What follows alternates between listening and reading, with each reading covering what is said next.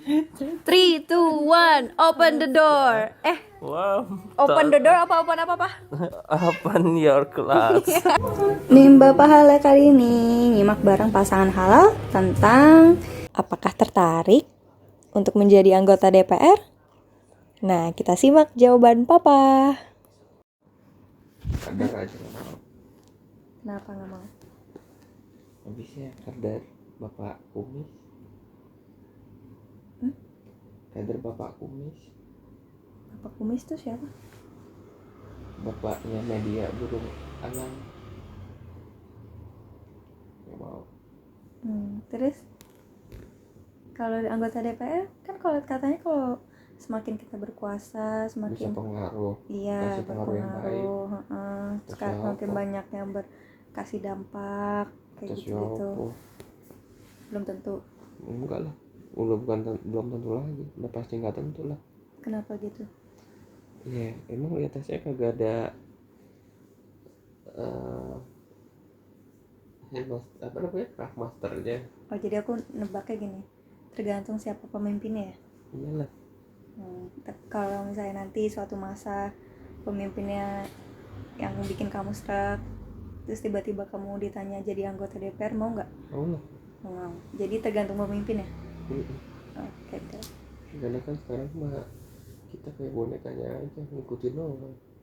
Kita mau bergerak ini ya udah di-cut, dicari penggantinya. Mau siapa dulu?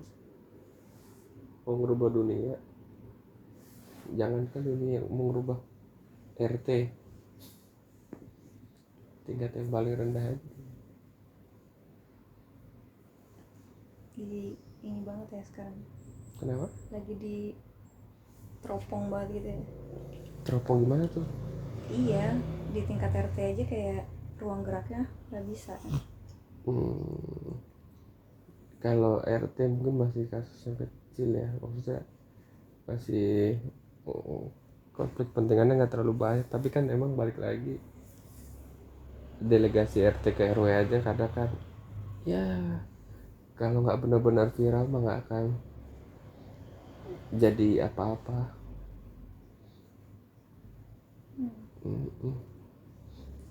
Masa iya kalau di tingkat yang paling rendah kan harus viral tuh.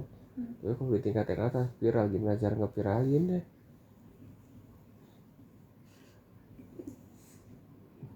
Karena soalnya kalau di tingkat yang paling atas kan ya seolah-olah kita udah ngegadain jiwa kita buat mereka.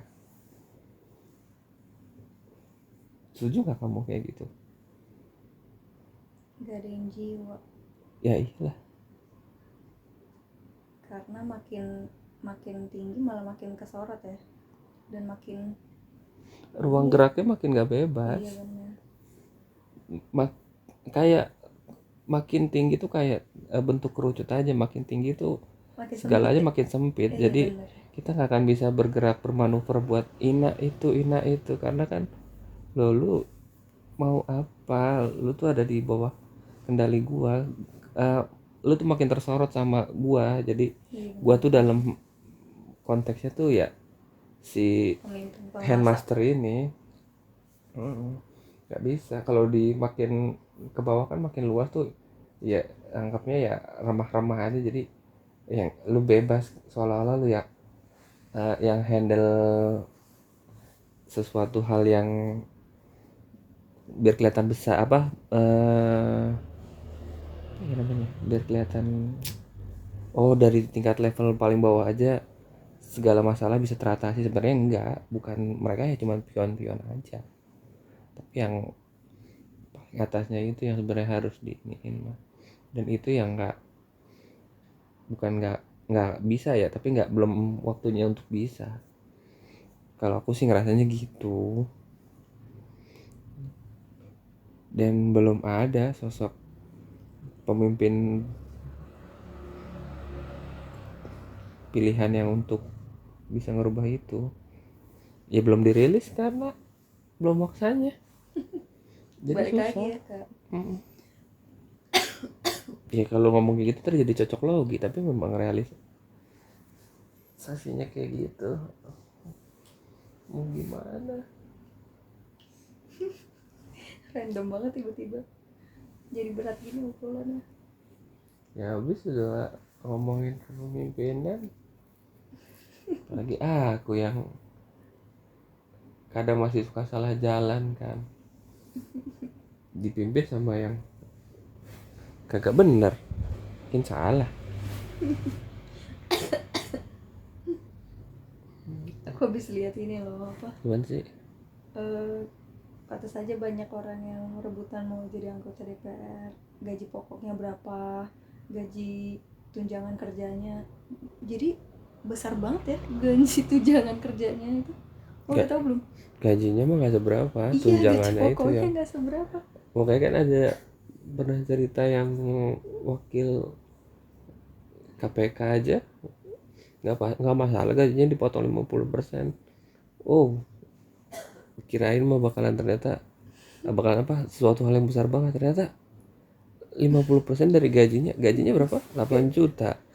Jadi dia terima 4 juta tapi tunjangannya tetap aja 3 digit. Kirain akan apa terakumulasi dari tunjangannya. Pantas dengan ikhlas dia ya nggak masalah. Kita dibodohin. Orang kayak ngomong kosong macam apa ini gitu loh. Jadi seolah-olah pemimpin kita tuh kayak seperti pahlawan tanpa tanda jasa, tapi bukan berarti pahlawan tanpa tanda gaji. Jangan gaji apa namanya tadi, tunjangan. Tanpa tunjangan bete kalau dengernya. Di mana ada maksudnya tunjangan lebih besar dari gaji kan ya. Gaji itu kan tolak ukurnya value-nya dia kan harusnya kan ya. Kenapa jadi tunjangan? Biasanya kalau selama aku pernah kerja, tunjangan pasti kecil-kecil deh. Nggak Iya, pernah lebih besar daripada gaji pokok. karena tunjangan itu kan buat nanti kalau ada punishment ataupun apa kan nanti kan dipotongnya kan dari situ tunjangan. Misalkan gaji pokoknya 5 juta, tunjangannya ada uang makan, biasanya kan yang dipotong kan uang makan ya gitu. Iya nggak sih? Iya, Semua makanya sama kan, tapi kenapa beda. ini yang dipotong Beda gaji sendiri. pokoknya? Tunjangan namanya tunjangan yang menunjang. Yang menunjang lebih besar daripada yang ditunjang. Sama bisa nggak sih kita regulasi atau apa ya, proseduralnya bisa dirubah nggak sih, maksudnya Gemes sih. eh gini ya, kita kan suruh bikin pagu, kadang aku dari dulu juga mikir sih, maksudnya kan mungkin emang iya mereka salah kalkulasi gitu ngitung. Misalkan mereka suatu sektor ngajuin anggaran katakanlah hitungan goblok 1 miliar gitu buat 1 tahun masa kerja mereka sampai targetnya, tapi in case nya ternyata realisasinya tuh anggaran itu cuma kepake 500 juta. Nah kalau dalam bernegara kita kan itu harus pas tuh, nggak boleh ada sisa kan. Kalau ada sisa nanti akan ada sidang tuh, so, kenapa bisa kurang, kenapa gitu anggarannya nggak pas kan. Makanya kan banyak banget biaya-biaya bodong kan, kayak biaya study tour, biaya study banding. Papa udah mulai ngantuk. Jadi nah itulah supaya ngepasin itu markup segala macam. Bisa nggak sih, nggak apa-apa loh kayak gitu, jadi anggarannya bisa di switch budgeting misalnya ya buat sektor yang emang selama ini kita kurang, ya kayak kita ngerasa ya maksudnya itu misalkan dari sektor pariwisata dialihin ke sektor apa namanya pendidikan, sektor kesehatan atau apapun itu, berarti controlling kita yang nggak belum bisa kuat di situnya kali ya. Kayaknya emang atau pendidikan bernegara aku yang kurang luas atau gimana, boleh kali aja ada yang tahu. Maksud kalau aku sebagai orang gobloknya gitu, ya udah sih di switch budget aja gitu, ambil simpelnya kan. Dia lebih membutuhkan mungkin sektor ini memang ternyata mereka bisa optimize dengan setengah budget yang dari awal mereka ajukan gitu. Iya nggak sih? Jadi saling tutup tambal gitu nggak sih? Iya, Cuman yang penting plafon yang akumulasi yang diajuinnya sesuai gitu dari awal. Misalkan dari beberapa sektor totalnya misalkan 10M, ya udah nggak ngelebihin itu, karena emang duit yang kita punya cuma sebatas itu. Jadi yang misalkan dari sektor pariwisata awalnya ngajuin 1M tapi kepakainya setengah M, berarti kan ya kita appreciate, maksudnya oh mereka bisa optimize cuma dengan setengah budget. Ya udah kasih aja ke sektor pendidikan, karena ya apa yang diajuin di pendidikan misalkan 2M, ternyata mereka nggak pas nih, tapi masih banyak yang belum kebagian gitu loh. Kuncinya di mindset nggak sih Pak kayak gitu? Mindset Atau kalau aku yang terlalu nyepelein, nggak ngerti sih. enggak, mindset kalau misalnya kita tuh nggak ada cara lain loh untuk dapetin uang lagi, misalnya gitu loh, kayak mentok nih uang kita tuh cuma segini, coba tolong dimanfaatin. Kayak kayak gimana sih, jadi mindsetnya itu loh yang kadang tuh orang-orang tuh kayak ngerasa nanti juga bisa minjem, nanti juga bisa ngutang lagi, ya nggak sih? Jadi tuh kayak nyepelein aja, kayak buang-buang aja, Iya. nggak dioptimalin gitu, nggak dipikirin benar-benar Itu yang berarti dikeluarin. semua sektor kita kurang sinergi tuh menunjukkan kayak gitu nggak sih?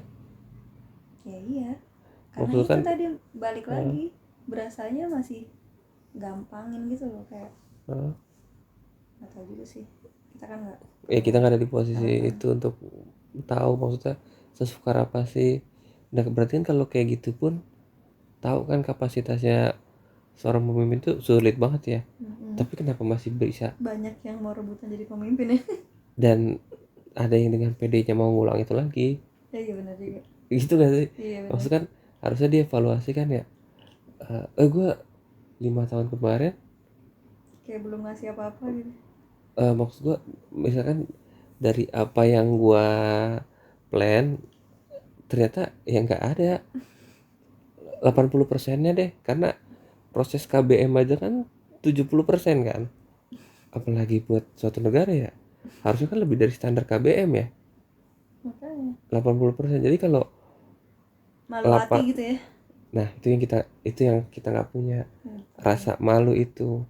Maksudnya ketika kita jangankan untuk perfect 100% apa yang kita udah plan, paling nggak 80%-nya aja deh. Kalau enggak kan ya kita sadar diri gitu, gue nggak kompeten nih, karena ya nggak bisa capai target. Ya udah deh, malu hati mundurin diri, ataupun mungkin ada orang yang lebih layak atau lebih kompeten dari gue, ya monggo deh gitu, dan gue akan ngasih mereka inputan dari apa yang udah gue lakuin.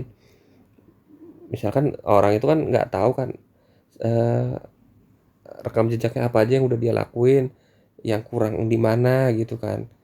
Ya itu kita tuh nggak ada kayak tongkat estafetnya gitu loh. Iya nggak sih? Misalkan nih gue udah bangun segini nih, gue nggak tahu salahnya di mana, gue nggak sih udah bener, coba deh lu mungkin tahu nggak. Nah kan kalau kayak gitu kan mungkin kan kita bisa Mungkin jadi Pak, lebih baik ini nggak sih Pak, sama-sama. Jadi mikirnya tuh pemimpin yang mikirnya rendah hati gitu loh.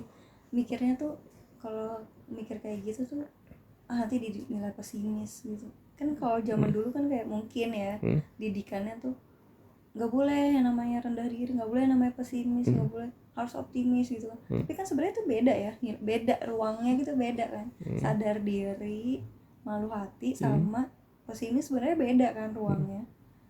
Maksudnya ini loh yang perlu dimaluin tuh ada ini. Tapi pesimis juga beda lagi gitu loh. Bukan berarti kita malu hati, kita sadar diri itu bertanda kita pesimis, iya nggak sih? Iya kan, kita kan bedanya kan gini, kecuali kalau Kalau kita, pesimis tuh belum coba ya Pak? nah kalau pesimis itu kan belum coba. Misalkan kita udah punya masa bakti berapa tahun gitu, cuman ya kita belum ngabisin masa bakti aja kita udah aduh gue nggak sanggup nih gitu, itu kan beda.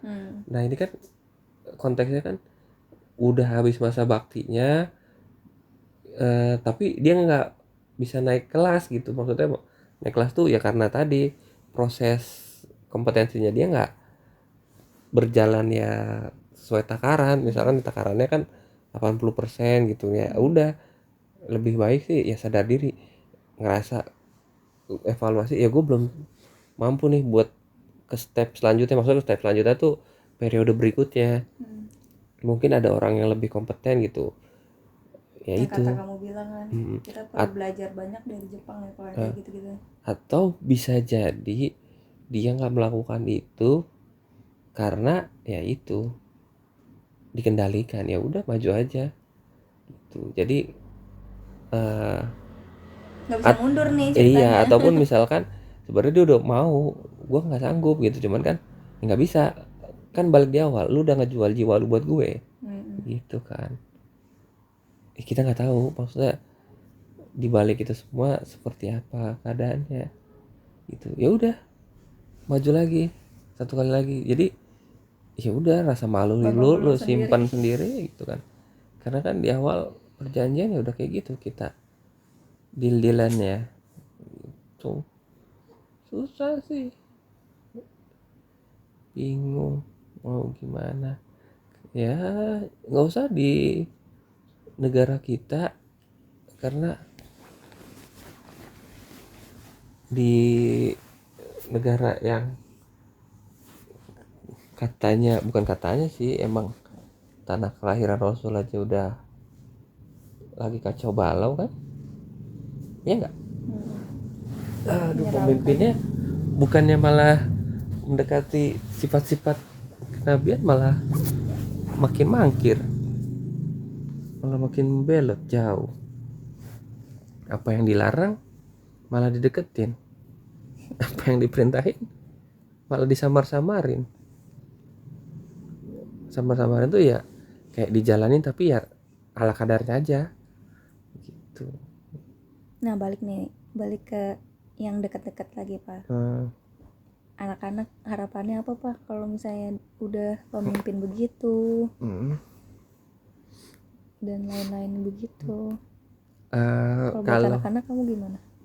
Kalau aku sih anak-anak, aku nggak tahu mereka akan bisa jadi generasi, masuk dalam generasi perubahan atau enggak, tapi paling enggak Peradaban gitu ya. mereka bisa lakuin sedikit aja sih, perbaikan sih, nggak usah perubahan sih ya. Contoh kecilnya sih ya, mereka berguna buat lingkungan yang paling kecil, nggak harus berdampak besar ya. Caranya apa ya, tadi aku nggak mau mereka terikat sama tadi apa namanya, satu organisasi yang mengharuskan mereka jadi bonekanya. Mereka lebih apa namanya, jadi orang bebas aja sih aku berharapnya, kayak relawan gitu, mereka yang menggerakkannya, entah itu gerakan sosial atau apa, buat yang membutuhkan. Bermanfaat lah intinya ya. Iya, lebih ke situ daripada dan orang aku yang berkuasa dan gitu kan. dan harapan aku sih mereka nggak harus menggalangkan dana, tapi kalau bisa mereka pakai dananya sendiri. Masya Allah, amin. Itu sih, Berarti anak-anak kita karena harus kaya ya Pak. aku iya amin. Aku takutnya kan karena jaga amanah orang itu kan berat banget ya.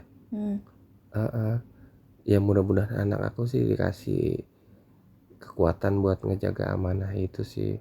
Kayak misalkan galang dana, mereka nggak gelap mata, dan mereka bisa tetap amanah nyampein apa yang jadi titipan gitu. Kalau pakai dana sendiri kan ya udah, mereka mau seberapa sanggupnya ya udah, mereka nggak harus apa namanya, berurusan sama yang namanya amanah gitu sih.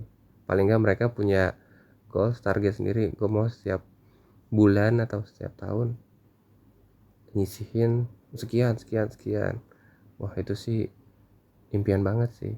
Karena terkadang kan ya aku sih pengen, maksudnya kayak orang-orang gitu, ketemu orang ini nih ngasih sedikit, tapi kan balik lagi kan kebebasan finansial kita belum, tapi paling nggak ada wujud nyatanya ya memang nggak besar dan nggak tahu membantu mereka atau enggak, paling enggak ya bisa memberikan sentuhan aja sih buat mereka yang kita bagi sih. Kita tuh aku dan kamu, bukan anak-anak. Kalau anak-anak bukan cuma sentuhan sih, kalau bisa ya semacam gejolak lah. Gejolak tuh dalam arti yang berarti gede kan. Ya bisa buat perubahan hidup orang yang ditolongnya. Amin. Signifikan. Sebelum close the Gitu. door, Pak. Harapan buat istri. Aku sih udah nggak ngarep apa-apa dari kamu, karena ya aku juga bingung, maksudnya bingung tuh ya, kamu udah di luar ekspektasi aku gitu. Jeda, close the door. Wassalamualaikum.